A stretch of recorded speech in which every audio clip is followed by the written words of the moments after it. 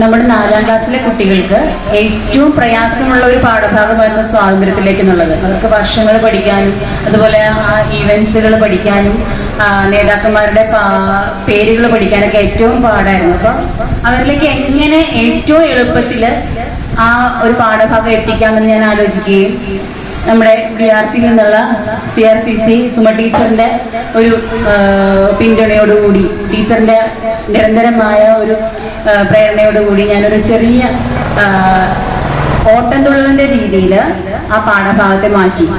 അത് ഞാൻ നിങ്ങൾക്ക് വേണ്ടിയിട്ടൊന്ന് ചൊല്ലാം. 1950 നമ്മുടെ ഗാന്ധിജി ഫോറിൻ ഷിപ്പിൽ ഇന്ത്യയിലെത്തി. എന്തിന് സത്യാഗ്രഹവും സമരവുമായി നമ്മുടെ ഇന്ത്യക്ക് സ്വാതന്ത്ര്യം നേടാൻ. ചമ്പാരൻ, ഖേദ, അഹമ്മദാബാദ്, തുണിമുൾ സമരം എല്ലാം വിജയം. 1917, 1918 വർഷങ്ങളിലായി ഇവ ഒന്നും നടന്നു.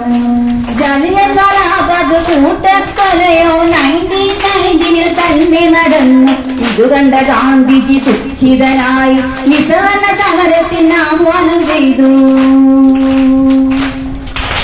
വിദേശ വസ്ത്രങ്ങൾ ഉപേക്ഷിക്കാനും ഖാദി വസ്ത്രങ്ങൾ ഉപയോഗിക്കാനും വിദേശ മദ്യം ഒഴിവാക്കാനും ഹിന്ദി ഭാഷ പ്രചരിപ്പിക്കാനും രാഷ്ട്രപിതാവാം ഗാന്ധിജി നമ്മോട് നിസ്സഹരണ സമരത്തിന് ആഹ്വാനം ചെയ്തു.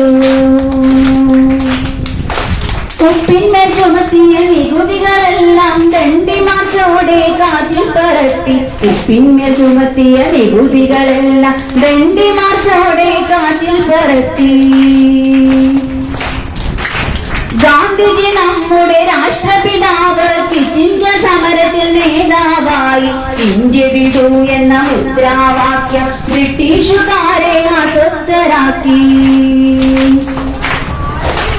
ഗാന്ധിജി നമ്മുടെ രാഷ്ട്രപിതാവ് ക്വിറ്റ് ഇന്ത്യ സമരത്തിൽ നേതാവായി. ഇന്ത്യ വിടൂ എന്ന മുദ്രാവാക്യം ബ്രിട്ടീഷുകാരെ അസ്വസ്ഥരാക്കി.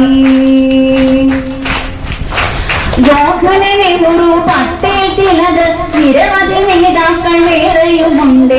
സ്വാതന്ത്ര്യലബ്ധിക്കായവർ ചെയ്ത സമരങ്ങളൊന്നും മറക്കരുതാരും. ജവഹർലാൽ നെഹ്റു, പട്ടേൽ, തിലക്, നിരവധി നേതാക്കൾ വേറെയുമുണ്ട്.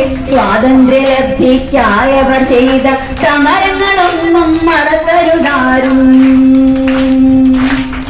ഇതാണ് ആ കവിത.